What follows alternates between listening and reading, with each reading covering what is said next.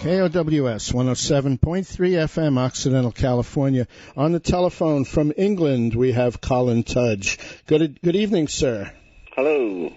It is evening there, isn't it? It's 9 o'clock and it's dark. 9 o'clock and dark, and it's getting ready for bed. Absolutely. Absolutely. Well, we'll try to make this as painless as we can. Are you in Oxford? Yes.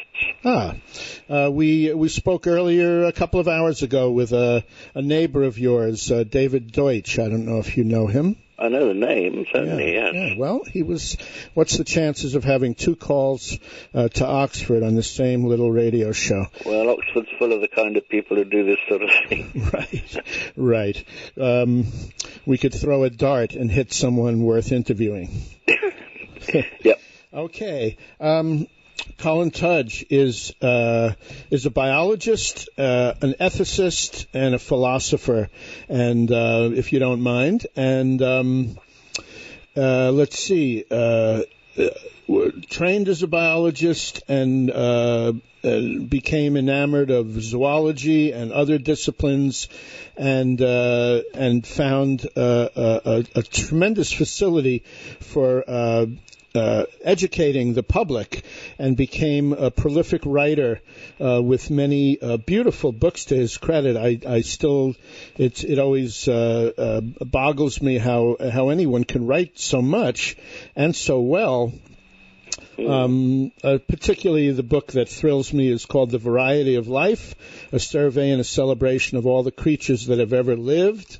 It's quite a piece of work, and there are books about trees and birds and genetics and a lot about agriculture, a lot about food and agriculture, and that's where most of your work is focusing on these days, correct?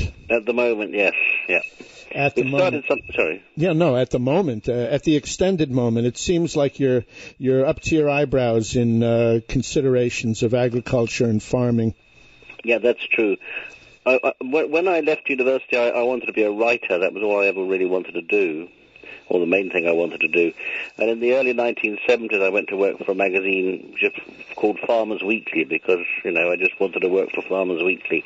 And that's where I got seriously involved in agriculture, and I've been looking at it all over the world, really, ever since, for the last 40-odd years. And mostly at other people's expense, Farmers Weekly, New Scientist, BBC, and so on. Mm-hmm. So I've been able to talk about it to just about everybody from just about every angle. Right. And it's absolutely obvious to me that what we might call the powers that be, the world's governments and the world's big industries and the world's banks and the scientists and the economists that advise them, have got it all horribly wrong, and they don't actually listen to the farmers themselves. And the kind of policies that now prevail in the world are really threatening to kill us all off, quite frankly, not to put too fine a point on it. Well, they're doing a good job. They are doing a good job. And as you probably know, world population 7 billion, 1 billion of whom are chronically undernourished, another billion of whom have got things like diabetes or heart disease and various things that they needn't have. I mean, when I say they've got them, I mean they're either got them or in line for them. So that's 2 billion people out of 7 billion who are doing very badly indeed out of present-day agriculture. And yet the people that run all this think they're doing a tremendous job, and they wouldn't dream of talking to anybody who isn't one of their own. Right. And a few years ago, in fact, I think it must have been about 2007 now, well, I've written quite a few books about all this, but a few years ago, my wife, Ruth, and I started something called the Campaign for Real Farming, the whole idea of which is to establish what I call real farming, which is a short name for enlightened agriculture. And enlightened agriculture is agriculture that is actually designed to feed people, as opposed to the kind we've got now, which is designed to make lots and lots of money in the hope, apparently the hope, although I'm not sure that many of the powers that be care that much, but in the vague sort of hope that if you run a system that makes lots and lots of money, that somehow everything will turn out okay. But it's not turning out okay, and the means by which you make lots and lots of money in agriculture are also the means by which you destroy the environment and you produce the kind of food that gives people diabetes and all the rest of it. So it's really a hideous situation. Right. And we reckon the only way, you can sort of get the world back on its feet and get humanity back on its feet is by taking control, really. And so the subtitle of the campaign for real farming is A People's Takeover of the World's Food Supply. And that may sound rather grandiose, and it may sound too sort of revolutionary for some people's ears, but it is possible, actually, and it needn't be revolutionary. It should be much more in the spirit of what one might call Renaissance, and it is possible. And we're really just at the moment working on the details and getting together the people who can start to make it all happen. Yeah. So that's it in a nutshell. Yeah. We've had several farmer philosophers on the show here, including Alan Savory and Wes Jackson and Fred Kirshenman, and there's certainly a lot of focus now on food. I mean, terrestrial life really is all about eating, and so you're calling for an agrarian renaissance, as you say, and you speak about the wish that we that we enter the age of biology. That's right. So tell us some more. Yeah, good. Well, what we need, if we have a population of 7 billion now, we're going to have a population of 9 or 10 billion by 2050, according to the United Nations. So that's rather a lot of people. However, the United Nations also say that when we get to 2050, by the time we get to 2050, the world population should be leveling out. In other words, it should really stabilize at between 9 and 10 billion. It should never get bigger than that. And their reasons for saying that is that the percentage rate of increase is now falling off. In the 1960s, the percentage rate of increase of the whole world's population was I think more than 2%, and with a more than 2% increase per annum because of compound interest, that means the world population doubles every 40 years, and the world population stood at about just under, I think, 4 billion in the 1960s. So if it had gone on increasing at that rate, it would now be twice that, which would mean it would be 8 billion, and then by 2050 it would be 16 billion, and then by 2090 it would be 32 billion, and that would be far too many for anybody to cope with, for the world to cope with. So it looked like an absolute disaster. But fortunately, since the 1960s, the actual percentage rate of increase has started to fall. And the percentage rate of increase now, I think, is not much more than about 1% over the whole world, which means it takes about 80 years to double. But because the percentage rate of increase is steadily falling, the United Nations says that by the time we get to 2050, the percentage rate of increase should actually be zero. And saying that the percentage rate of increase is zero is the same as saying that the population has stabilized. So the task, therefore, is to feed, let us say, 9, possibly 10 billion by 2050, but never more than that. And you undoubtedly will know about Malthus, an English cleric and also an economist in the early 19th century, who said the world population will go on just rising and rising and rising exponentially until it finally crashes. And it really does look now as if Malthus got that wrong, because populations don't, in fact, just go on rising faster and faster and faster and then crash unless you're a lemming. What they actually do is they follow a sigmoid curve. In other words, they go up very fast for a time, and then they start to level out. And that's what our population is now doing. It's beginning to level out. So the real point is that whereas Malthus was saying we need to go on producing more and more food forever, and of course we can't do that, so we're bound to fail, the modern demographers are saying, no, it's going to stabilize. So if we can feed between 9 and 10 billion and go on doing that for a few hundred years, that's more or less solved it. And I say for a few hundred years because if you carry the curve on, then after a time the population will actually start to come down again. So we can see for the first time that the problem of feeding the world's people is finite, and it's not too fantastic. I mean, we need to feed between 2 and 3 billion more people than we're doing now. Now, there's a lot of people in the world who say, well, that is just impossible. You know, we can't even feed 7 billion now because 1 billion are starving, etc., etc. So that proves we can't even feed 7 billion now. And that, of course, is complete rubbish because, in fact, we're already producing easily enough food to produce 7 billion people, but it's not getting to the right people. A lot of it's being wasted and so on. And there's a guy called Hans Herren who is based in America, actually based in Washington. I think he's actually Swiss, he's certainly European, head of the IAASTD, and well, he was anyway, and I can't remember what that stands for, but it's to do with development and technology and all those things, and is a serious authority. Anyway, let's just quote Hans Herren, take my word for it, a serious authority. And he points out that the world already produces 4,000 kilocalories of food per person per year. Now, actually, the average person, given that a lot of people are actually small children and a lot of people are quite old and frail and so on, 4,000 kilocalories per person today is roughly twice what people actually need. So we're already producing, at least in terms of crude calories, twice as much food as the world actually needs, and about half as much again as we will ever need. So the idea that we actually can't feed the world's population, that statistic alone shows that that simply isn't true. Right.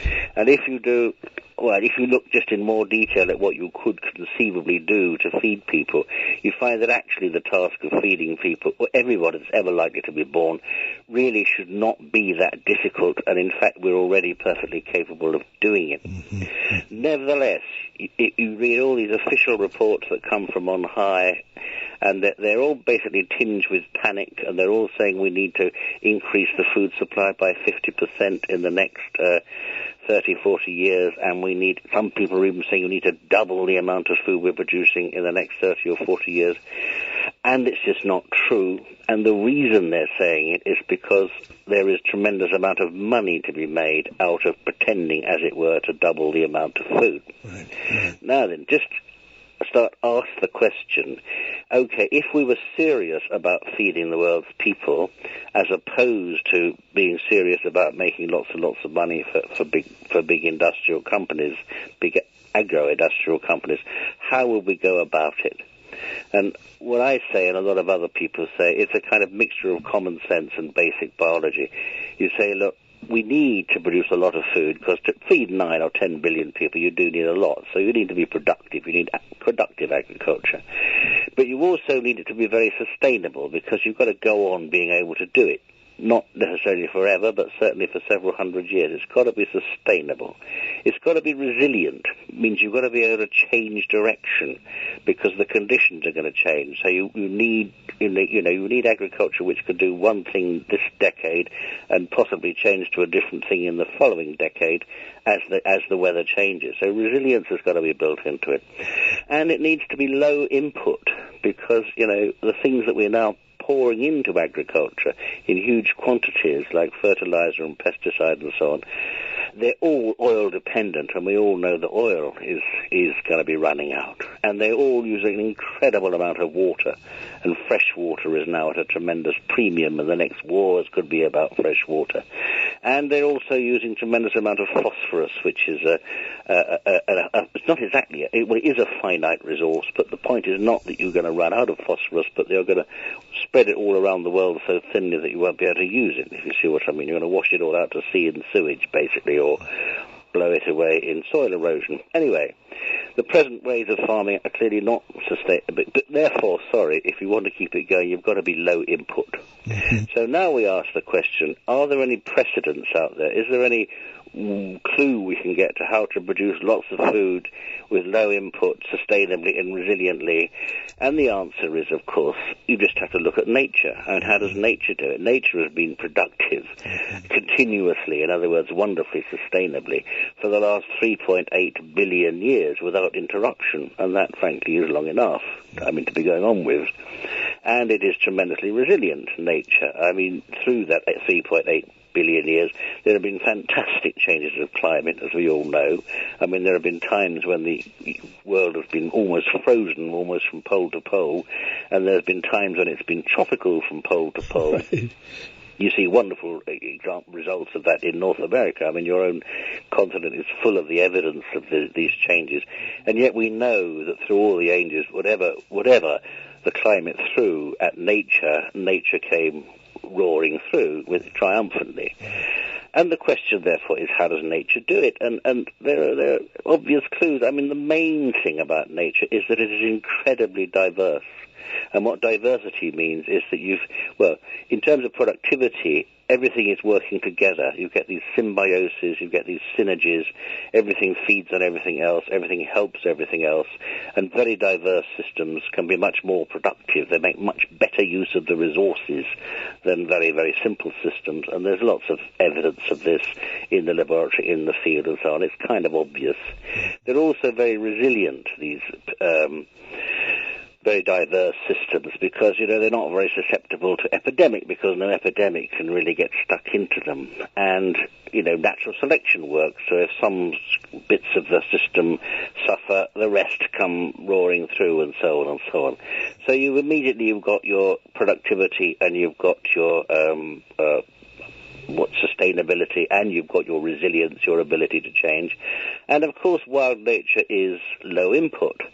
I mean, it isn't quite true that wild ecosystems, only make use of the resources they've got on the spot, because all ecosystems borrow from other ecosystems in one way or another. I mean, I'm sitting here breathing oxygen that was probably produced by some diatom sitting in the sea somewhere, and you're up in Northern California, aren't you? Yes, sir. And the forests that are just north of you, the northern Pacific forests, traditionally get a lot of their phosphorus from salmon, migrating salmon coming up the rivers and being killed by bears and wolves and scattered about the woods. And the forests of the North Pacific actually get a significant proportion of their phosphorus from the sea. So, in all cases we have ecosystems borrowing from other ecosystems, but on the whole, wild ecosystems use what's on the spot, and of course none of them make use of fossil fuels. They all are powered purely by photosynthesis. Right. Anyway, to cut a long story short, one wants to say, look, if we want systems that are productive, sustainable, resilient, and low input, imitate nature, let us make farming that is like this. Let's make farming that imitates these kind of systems. And what does a farm look like that imitates nature? Well, very diverse farm it translates into polyculture, which is a fancy word for saying you want mixed farms. You want mixtures of different kinds of livestock, different kinds of crops, and you want crops and livestock side by side, and you want genetic diversity within each of those crops and within each of those classes of livestock. Very, very mixed. You want to integrate it, in other words, everything's feeding on everything else. A tradition is that, pigs were traditionally raised on the whey that was taken out of the milk when you were making butter and cheese and so on and so on. That kind of, nothing is ever wasted. Everything feeds into everything else. So you want a mixed and integrated system. If it's going to be low input, that translates in farming terms into organic. And there's loads of studies to show that organic farming could feed the world actually quite well. You don't have to be totally organic, but it really could feed the world if you really wanted to go down that route. So you want mixed and integrated and organic. Now, a system like that automatically is very, very complicated. And if it's very, very complicated, you need very high standard of husbandry. In other words, you need very good farmers looking after it, and you want a lot of farmers to look after it. If you've got a very complicated system that is labor-intensive, i.e. lots of farmers, there's no advantage in scale-up. So you finish up saying, well, these farms which are integrated and mixed and organic and all that should be small to medium-sized. And you say to yourself, well, farms that could feed the world should be small to medium-sized, mixed, integrated, organic, labor-intensive. Now then, and that is what I call enlightened agriculture. That is farming that is actually designed to feed people and could certainly do so. And actually it looks very like traditional farming. I mean, you could update the technologies, but basically in structure it is good traditional mixed farming. Now, if you want to make lots of money out of farming, which is the present ambition, to increase GDP, to maximize profit, all those kind of things, you do the complete opposite, the absolute complete opposite. You maximize yield by whacking in as much fertilizer as you can get into the soil. In other words, a very, very, very high input system.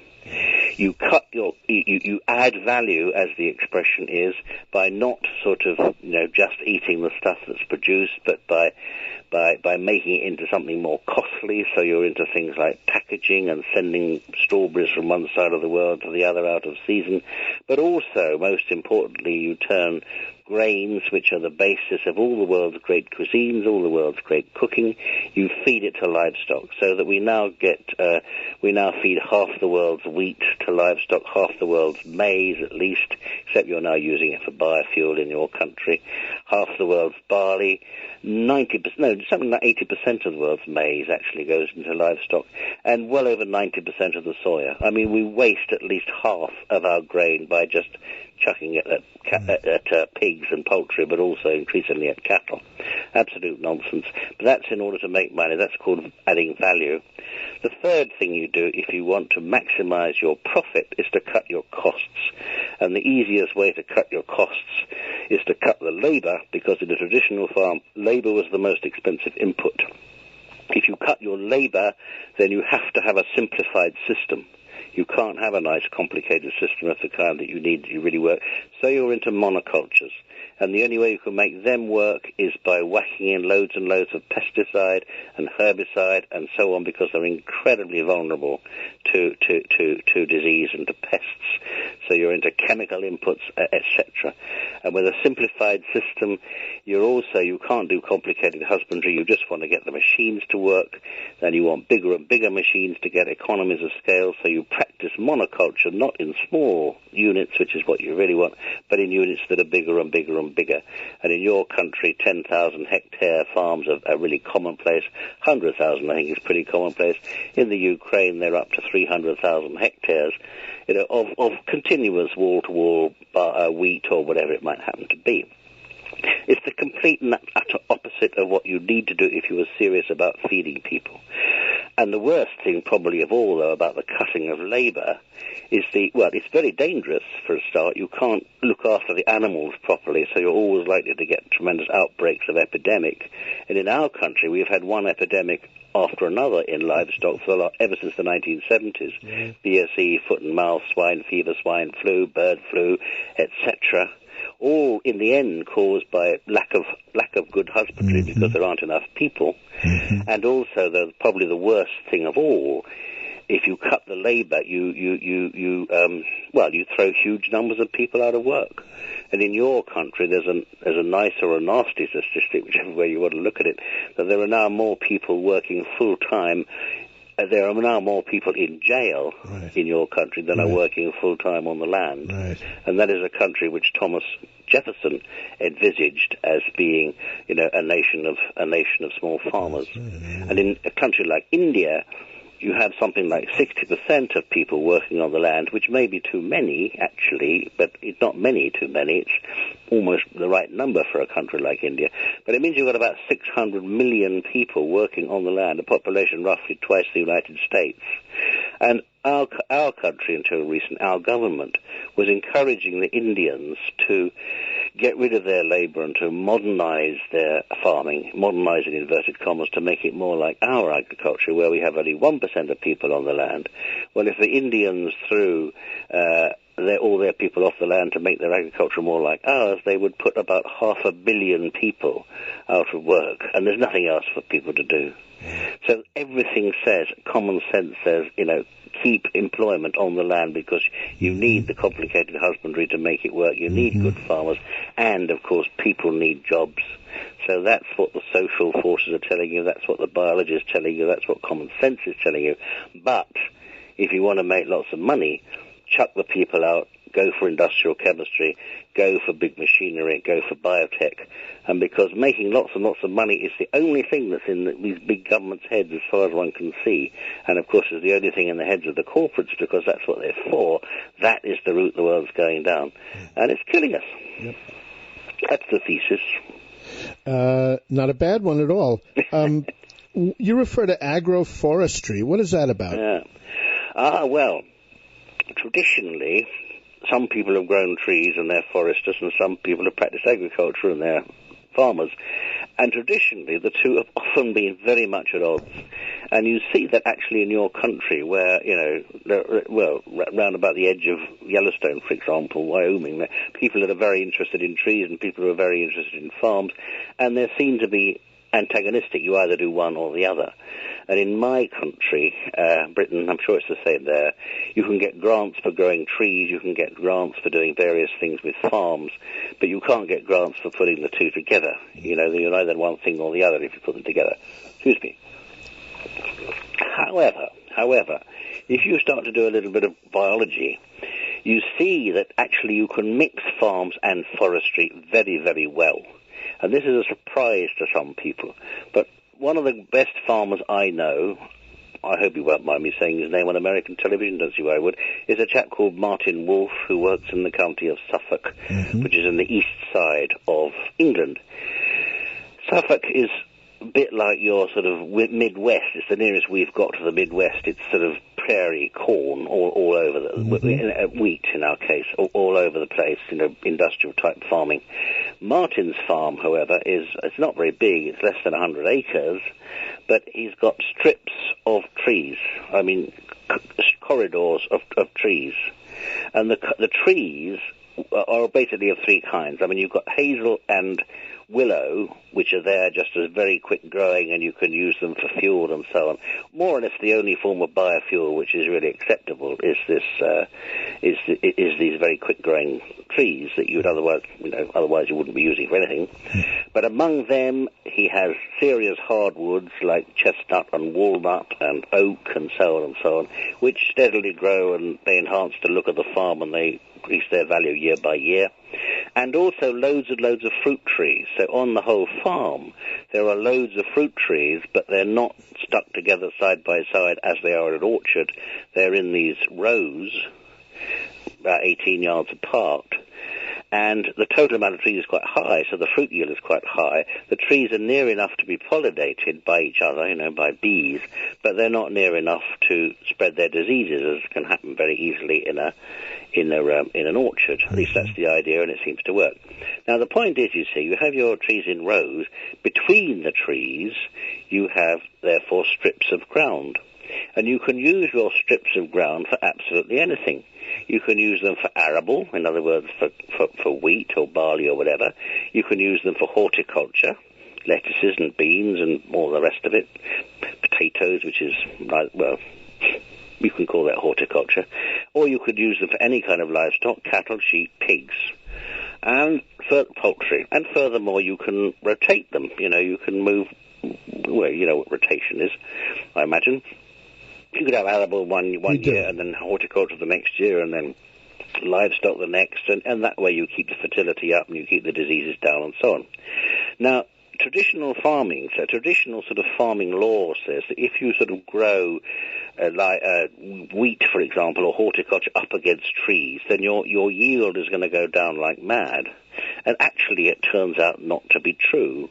And even in a country like England, which is not known for its sun, wheat can be seriously heat-stressed on a hot day. In other words, it will lose growth because it's too hot and it's too dry. Whereas if it's sheltered with trees, it can actually grow faster than it would be growing if it was out there in the burning sun. All livestock benefit from the shade of trees. I mean, all livestock, with the possible exception of sheep, all present domestic livestock, are basically woodland animals. Even cattle are basically woodland animals. They like the shade. They also like browse, which, is the leaves and the branches of trees. The ruminants go, normally associated as grass eaters, they go wild if you offer them a chance to actually eat tree leaves and bark, which gives them micronutrients and flavors and textures that they wouldn't otherwise get. So they improve nutritionally. Now, my point, this is the particular kind of, mixing the trees and the farming together in the way that Martin does is true agroforestry. The way he does it with rows of trees is a particular kind of cultivation known as alley farming, where you have, alleys of crops. But there are lots of ways of mixing crops and trees in various ways. If you look in southern Europe, for example, the olive groves, people traditionally grew broad beans or grapes, very commonly, among the olives, or kept chickens, or kept pigs among the olives. In Spain, you have the cork oaks, and among them you keep these wonderful black pigs, which give you some of the finest hams in the world. Fine example of agroforestry. In Forest of Dean, in my country, pigs were traditionally kept among the oak trees and the chestnut tree, the chestnut trees and so on and so on and so on. And there's more and more research being done that shows that if you just mix the farming and the trees, you basically get two crops for the price of one. You can almost sort of double your output from a given area of land, because you'll get doubling is putting it a bit higher, but certainly 20-30% increases, because you are not actually losing much in the way of crop. You're not losing much wheat or whatever if you're keeping if you're growing cereals among the trees, and the livestock that you might keep there are positively benefiting, but at the same time you've got whatever you're growing from the trees. And if you are going to be growing walnuts or pecan nuts or whatever, you've got this tremendously valuable nut crop, valuable in nutrition and in cash. Or if you grow them for timber, obviously you've got steadily increasing timber value and so on and so on. So all over the world at the moment, one of the few encouraging signs in agriculture, I would say, is increasing interest in agroforestry. And there are so many farmers all over the world where I now look at their open fields and I say, yeah, that's a pretty impressive crop of wheat or whatever, or a pretty nice looking herd of cattle or whatever. But if only there were trees, either in rows or judiciously spread, but rows is good. If only there were trees there, the output could be 20, 30, 40% higher. The landscape would be a lot friendlier and nicer, and so on and so on and so on. So agroforestry is very much a part of what the future should be about. Right. Colin, you talk about first principles. What does that refer to? Well, its first principles in agriculture, as far as I'm concerned, are, on the one hand, moral, and on the other hand, biological. And it seems to me, you see, the three questions you have to ask, certainly in farming, but I would say in anything, is what is it right to do? What should we be trying to do? And then the next two questions are, what is it necessary to do? And what is it possible to do? And the first of these questions is, well, the first question, what is it right to do, is obviously a moral question. And if you're talking about agriculture, then you say, well, surely it is right to try to provide good food for everybody in the world forever. In other words, good food for the 9 or 10 billion who are going to be here in a few years' time, a few decades' time, forever, and not allow people to starve. That is bad. And it's surely good to do that without wrecking the rest of the world. In other words, taking proper care of our fellow creatures as well, and trying to keep the climate reasonably on track, and so on and so on. That is a moral point. That is the right thing to do. Now, I don't think there's a single government in the world that would say that's not the right thing to do, and most governments will pretend that that's what they are trying to do. Of course we're trying to feed the world, and that's what all these big companies say, these big corporates. Of course we're trying to feed the world. But if you actually look at what they're actually doing and what they have been doing over the last N centuries, you find that they don't act as if that is what they really wanted to do. And you find, and I've come across a lot of agriculturalists and a lot of politicians who say, yes, well, it's jolly sad that there are 1 billion people starving, but that's because there's 1 billion people, too many people in the world. And it's, they might feel morally that they are obligated to try and do something, but they don't allow themselves to act, as it were, in a moral way. Anyway, my first point is that the first fundamental principle is moral. What are you actually trying to do? And my answer to that, which is a gut feeling, you can't answer it logically, it's a gut feeling that the right thing is to try to feed everybody without wrecking the rest of the world. But then you ask yourself two questions: what is necessary, what is possible? Well, it's necessary to produce enough food for 10 billion people. That's pretty easy, and to do that without wrecking. And then you have to ask yourself the question, what is that actually possible? And the answer is yes, of course it's possible. I mean, that's what I've been saying, for the last actually half an hour now. Yes, of course it's possible if you get the biology right. And the fundamental principles that you need to apply to the practical questions, what's necessary, what's possible, they are fundamental issues of biology. So when I say, you've got to get back to fundamentals, I've got to get back to first principles of morality and first principles of biology. Be guided by them, and the system will, it'll become obvious what you need to do. At the moment, though, the world isn't guided by these things. The world is guided by this absurd ideology which says that it is necessary to produce as much wealth as possible. This is somehow, our country is obsessed with GDP, economic growth. Yours is too. And that's considered to be the thing that's absolutely vital. That is almost taken to be a first principle. It's not a first principle. It's just a piece of economic dogma tucked out of the air. Complete nonsense.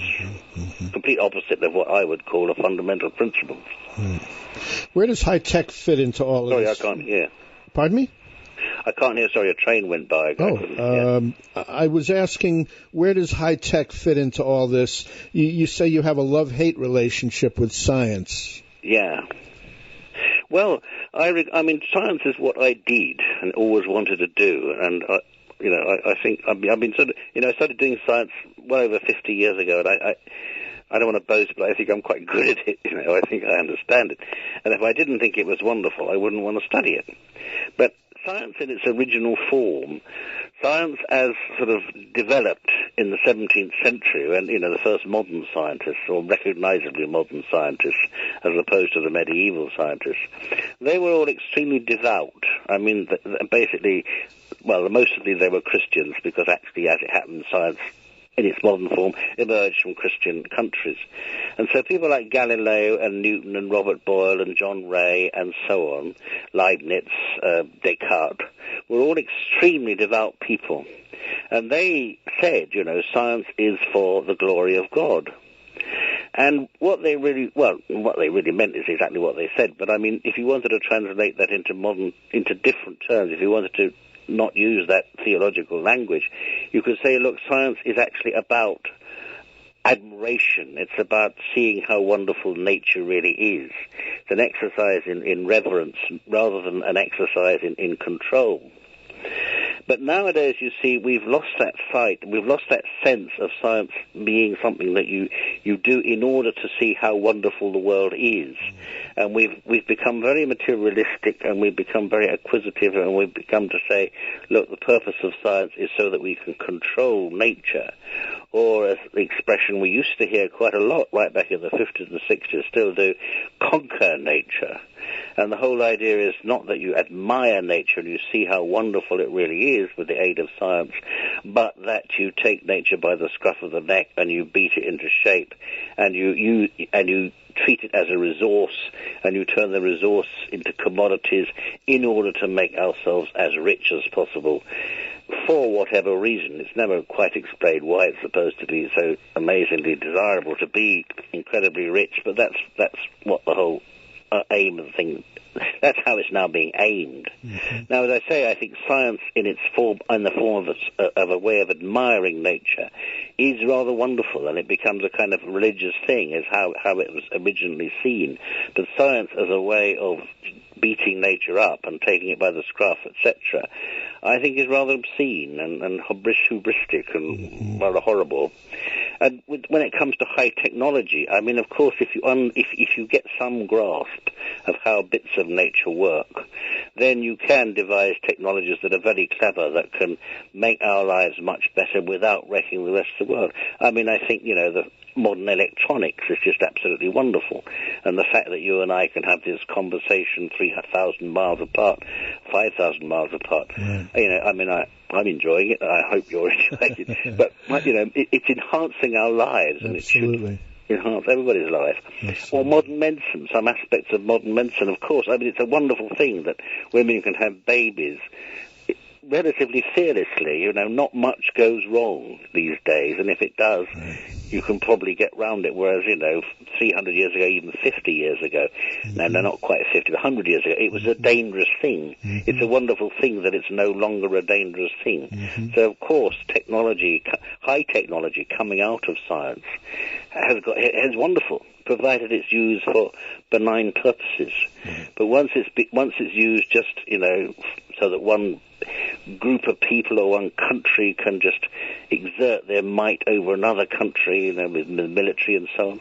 Or once it's used in the way it's now being used in agriculture, it becomes obscene and it becomes very, very dangerous. I mean, the thing to me, what has become my kind of bête noire, I suppose, along with a lot of other people, is genetic engineering, GM crops. And I was very enthusiastic about this. I first became aware of the whole possibility of genetic engineering in the early 1970s, which is actually when it first started, with Paul Berg and others in California. I'm sure it was California, certainly in your country. And they first sort of showed that you take DNA from one bacterium and put it into another. And lots of people were worried by this, and Paul Berg himself said we should have a moratorium before we take this further. But is for actually converting organisms by taking genes from other organisms that they weren't related to were obviously tremendous. And by the time we got to the 1980s, people were beginning to do this with plants, and indeed were beginning to do it with serious crop plants. And I wrote very enthusiastically about it in those days, because, people were saying, look, it would be wonderful if we could grow crops basically in seawater, in seriously salty water. It'd be wonderful if we could grow crops that were incredibly resistant to drought and heat, instead of just being very resistant to drought and heat.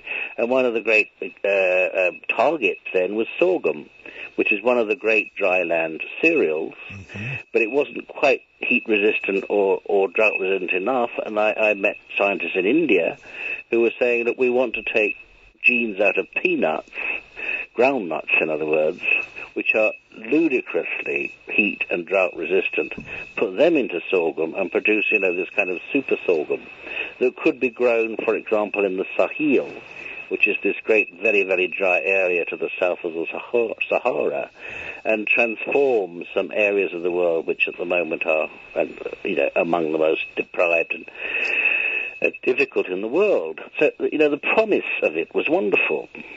But it turns out all sorts of snags. One is that actually there are usually alternative ways of doing it, of doing whatever you want to do, that don't require this kind of very, very fancy genetic engineering. So one raises the question, why then do you actually want to do it by the very fancy route rather than by some other route which doesn't require this enormous fanciness?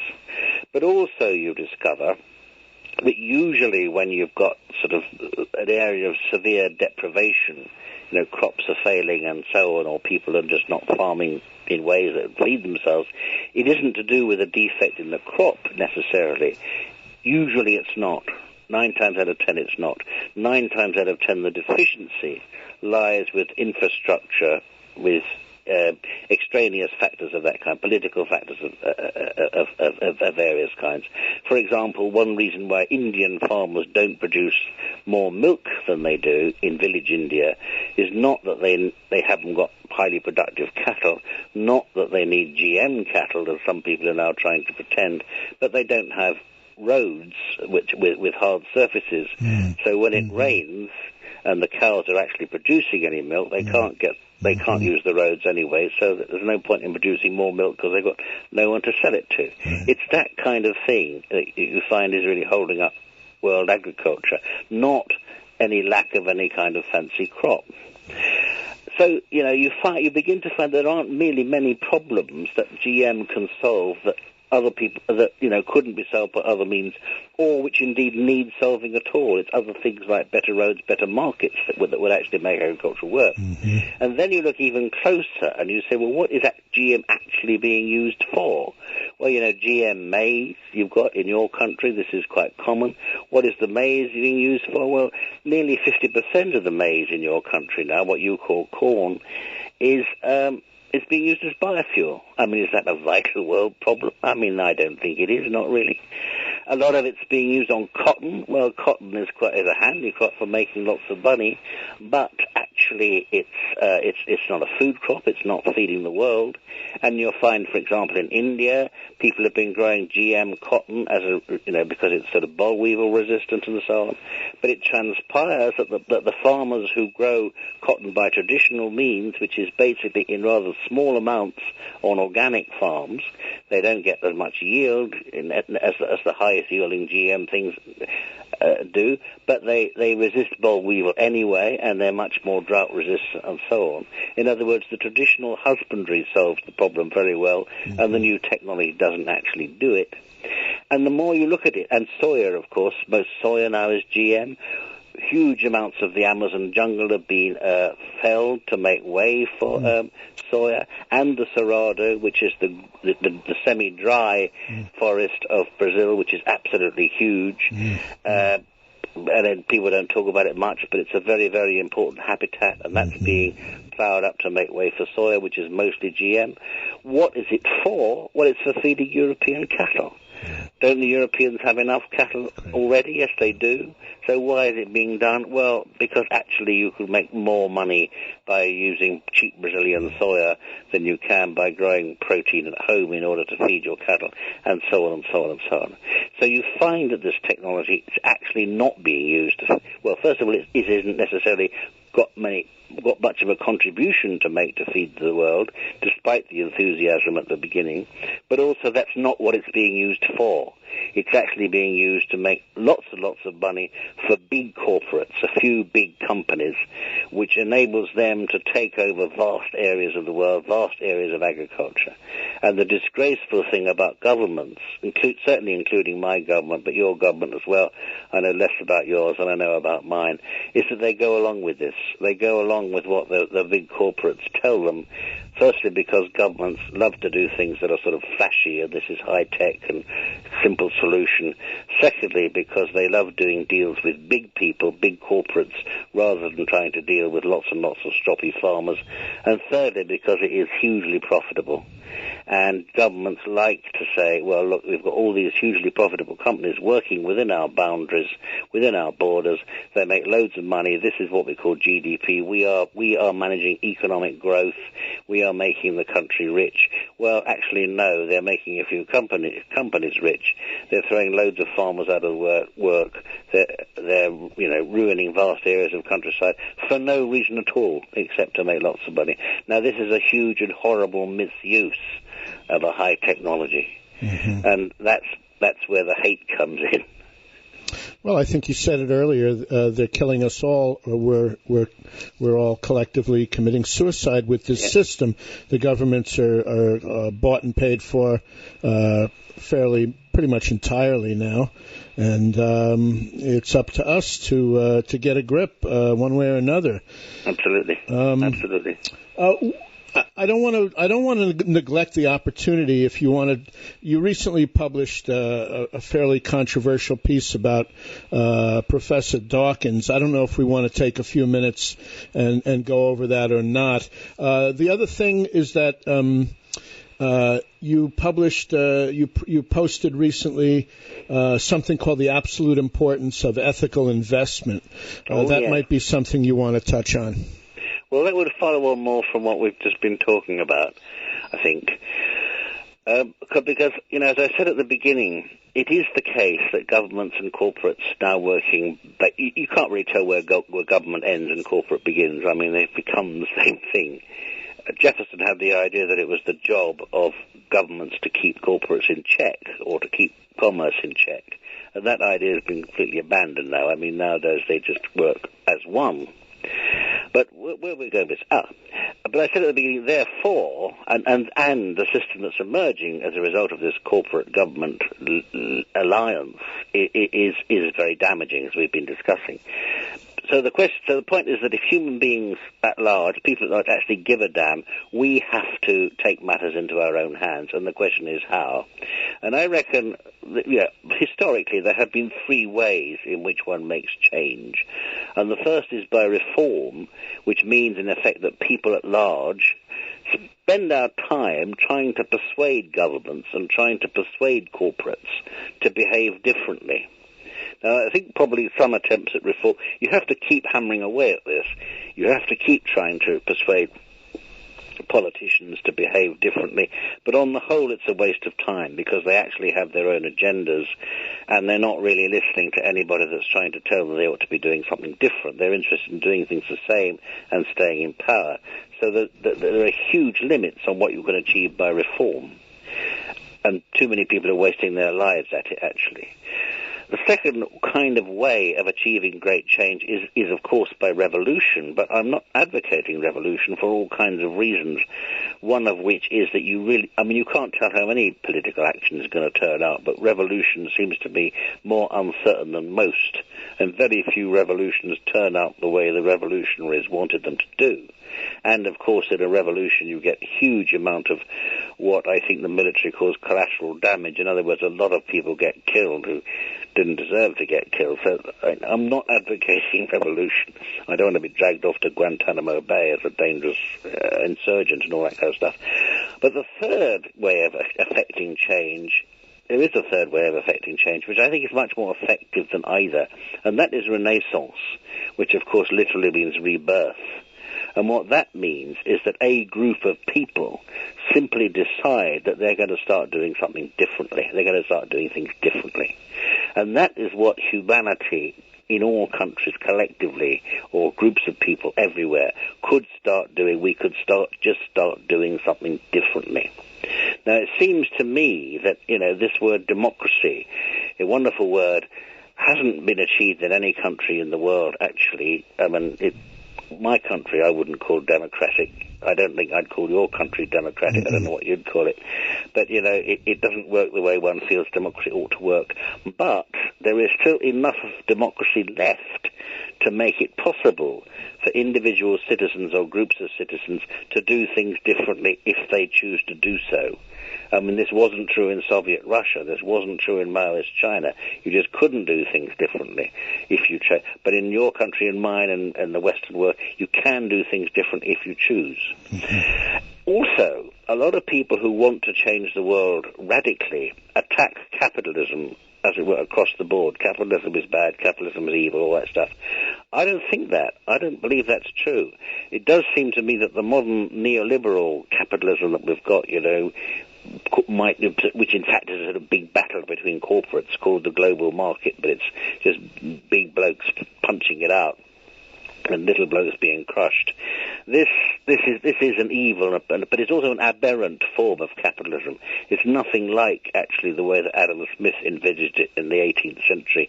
It's nothing like the way that Thomas Jefferson and others, John Adams and so on, envisaged it in your country at the turn of the 18th and 19th centuries. It's become a very different thing.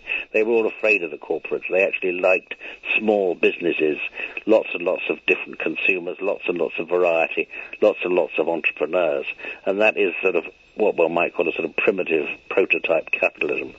Now, that form of capitalism, based on trade and enterprise and so on, that seems to me to be what the world needs, actually. That's what we ought to be trying to revert to. Now then, these sort of primitive, nice, old-fashioned forms of capitalism still exist. And what we're now trying to build up in Britain is to encourage lots and lots and lots of small farms to start up, which is very difficult because land is very dear and it's very hard to get going and so on. But they could be supported by this principle of community-supported agriculture, which is also very, very strong in the States, where communities, for example, there's lots of models, but communities, for example, just buy land and then employ farmers to grow food for that community, but to grow it in particular ways. In other words, to be organic farmers or to focus. They don't tell the farmer exactly what to do. They don't micromanage, but they say this is the kind of stuff we want, and these are the kind of principles we want to engage. We want lots of employment, particularly local employment. We want very high standards of animal welfare. We want wildlife-friendly systems and so on. Here's your salary. Get on with it. That's one model. And that is a community-supported agriculture.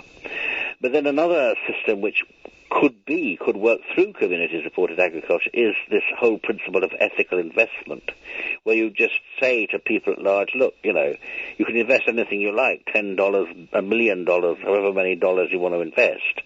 But we will invest it in things that can be perceived to be good, in other words, ethically justified. So it could be an organic farm, etc., etc., etc. And ethical investment is now really sort of catching on. We're having good conversations with ethical investors, ethical investment companies. And what the companies are now saying is, look, we have got lots of people that want to invest money. And, the general principle of investing in enlightened agriculture must be good. But what we want now is for a lot of individual enterprises to demonstrate that if they had money, they could do something useful with it. You see what I mean? Mm-hmm. And could also perhaps produce some small return. Not a big return. You don't expect a big return, but some kind of return. So it's a question now of basically trying to turn the general concept of enlightened agriculture with the small mixed farms into, tangible businesses in which it is possible for people at large to invest. And I reckon if you use these mechanisms, which are not frightening mechanisms, they're just kind of nice elementary capitalist mechanisms, we could achieve the renaissance in farming, the shift to enlightened agriculture, the general shift towards labor-intensive agriculture, which gives you this whole sense of reawakening the agrarian economy, agrarian renaissance. We could achieve that by what one might, broadly speaking, just call it ethical investment, combined with principles such as community-supported agriculture. You could do this. This is there. This is out there, and people are beginning to do it. Right. Yeah, finally, you speak about the future belonging to the gourmet. Oh, yes. Well, again, people that want to sort of... we've always been told in the future when there are 9 billion people, it's going to be very hard to feed people. We've got to tighten our belts.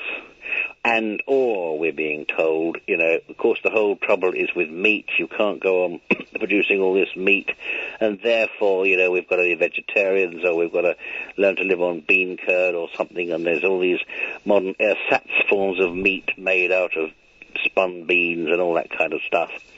What I'm saying is, no, it's a complete nonsense. If you really want to farm as if you wanted to get the most amount of food out of the land, that's really good, economically, biologically efficient farming, then there will always be room for livestock. Because if you're focusing on horticulture or focusing on arable, there's still room for pigs and poultry, which feed on the surpluses, which feed on the waste stuff that you don't really want to, the inferior vegetables that don't grow properly, and so on and feed on the leftovers, what we used to call, still called swill, the stuff that we throw off our plates. That's chickens and pigs like this kind of stuff. Also, in every country in the world, and very much in my country, which is quite hilly in places and we're very wet, so we're very good at growing grass, there are going to be areas which are either too steep or too dry or too wet to grow, to ripen cereals or to work properly for horticulture and so on. And this is where you can grow grass and trees, and this, therefore, is where you can keep your cattle and sheep. In a country like mine, it's actually quite easy to produce a lot of cattle without affecting the arable at all, because you just wouldn't be growing arable in the places where you'd be raising grass. In other words, up on the steep hills in the north and the west and so on. So, the future, if we farm properly enlightened agriculture, there's always going to be a nice mixture of animals and plants. But there's always going to be a bias towards plants, because, you focus on the horticulture and the arable first. That's the thing you've really got to get right. So you finish up, if you practice enlightened agriculture, with, as I put it, plenty of plants, not much meat, and maximum variety. Now, those 9 words, plenty of plants, not much meat, maximum variety, summarize all the nutritional theory of the last 40 years. I mean, that's what the nutrition have been telling us. High fiber, modest amounts of protein, low fat, lots of polyunsaturated fats of many different kinds, lots of vitamins, lots of minerals, lots of sort of micronutrients. That's what you get when you grow all these plants, etc., etc. But also, these 9 words, plenty of plants, not much meat, maximum variety, summarize, are really the basis of all the world's great cooking, all the world's great cuisines. If you look at southern Italian cooking, some of the greatest in the world, Turkish, southern French, Lebanese, Chinese, Indian, Iranian, Persian, much better word, all of these very, very great cuisines, lots and lots of plants, not much meat, maximum variety. So it turns out that the kind of farming that could actually feed us well also would provide us with exactly the kind of food that would keep us healthy, in other words, nutritionally good, and also is the basis for the world's greatest cooking. So all we need to do as consumers is to take food very, very seriously so that we are encouraging our farmers to grow the kind of stuff that they need to grow to keep us alive. In other words, as you know, the slogan is, the future belongs to the gourmet. You say maybe our biggest problem Sorry, is... I can't hear again. I'm sorry, can you hear me here? Are you there?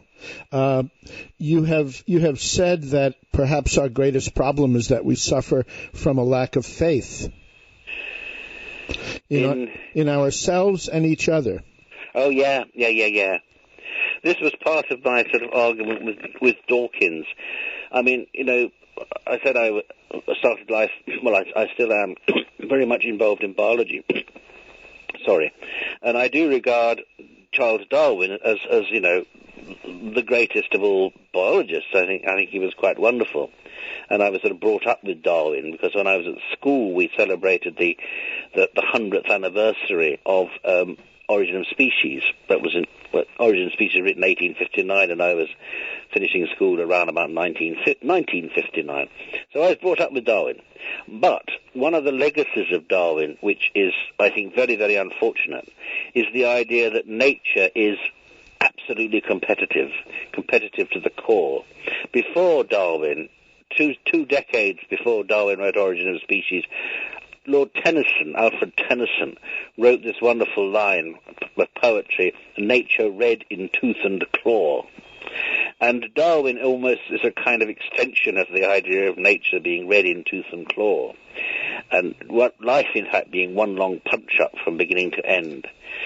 And I just don't see it like that, and many people don't see it like that. If you look at life, as it were, objectively in all its details, you find that overwhelmingly it is really cooperative. It is much more cooperative than it is competitive. And life could not have arisen in the first place except as a dialogue, a cooperation between different things which started to work together and produce living systems. And I'm sure you know the story of the eukaryotic cell, the kind of body cells that we have with a nucleus and mitochondria, and if you're a plant, chloroplast and all that. And I'm sure, the story is now well known that these cells arose as coalitions of different kinds of bacteria. I mean, it's a cooperation that produces, the kind of beasties that really work. And if you look within animal societies, okay, if this is competitive up to a point, but actually it's the cooperation that makes the thing work. And I like to say, look, competition undoubtedly is a fact of life. It's something that happens. But cooperation is the essence of life. Now apply that to human beings. We have been told in the last few decades, particularly, that human beings are naturally competitive, that it's our job to, as it were, basically to battle it out with each other and to come out on top. And if you do anybody a favor, you should only do your relatives a favor because they have the same genes as you, and so on and so on. The whole sort of global economy is based on the idea of everybody trying to outdo everybody else, maximum competitiveness.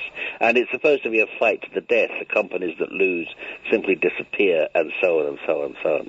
This is the basis of the modern economy, and that's supposed to produce tremendous efficiency, which of course it doesn't, because it means nobody ever collaborates. And what really makes human beings work is their collaborativeness. And what I want to say is, and it produces a kind of society which frankly is horrible, because people, see it as being almost virtuous to betray each other, because the whole point is to win this great competition by whatever means. And I remember reading, that one of the directors of Enron a few years ago, who ran off with all the loot from his investors. He was encouraging people to invest when he knew that the company was about to collapse, and then ran off with the loot. He actually excused us on the ground that it was Darwinian, because we had to have this great life was innately competitive, and he was just a better competitor than anybody else. And I hate this. It's on the one hand we have a ludicrous economy ruining the cooperativeness that could actually make the world work. And on the other hand, we're pretending that this is Darwinian and is therefore scientific and is therefore, as it were, justified and so on. Horrible, horrible, horrible misuse. What I'm saying is, look, actually, human beings are pretty good people, really. Most of us are really quite nice. I mean, we're quite generous, we're quite kind. We don't like betraying each other. We like honesty, all those things. Most of us, that's how most of us live and most of us feel. And it's only a few people who I think are really psychopaths who reject that in favor of, competitiveness and betrayal and so on and so on and so on. And yet we don't have enough faith in each other and enough faith in ourselves. And we don't really trust each other to anything like the extent that we really could. And if only we did have more faith in ourselves, more trust in our own good nature, we could collaborate to a much greater extent than we do and make a much better world than we do and not be taken in by these people who sit at the top of society and pretend that the whole world is one big punch-up and pretend that they are actually necessary because they're protecting us from each other. It's just not true. It's a giant, awful conflict based on a misunderstanding. Mm-hmm. It's a giant lie. Sorry, I've lost you again. Let's leave it there. Colin Tudge, thank you very much for coming and talking to us. Well, thank you. Much the best to you, and good luck to all of us. Yes, indeed. All right. Be Thanks well. Bye-bye. From Oxford, England, that's Colin Tudge, Tudge, a prolific writer, scientist, biologist, very, very passionate about agriculture and feeding ourselves, feeding the planet. Thank you for listening. We'll be back next week. We're going to have the pleasure of James Howard Kunstler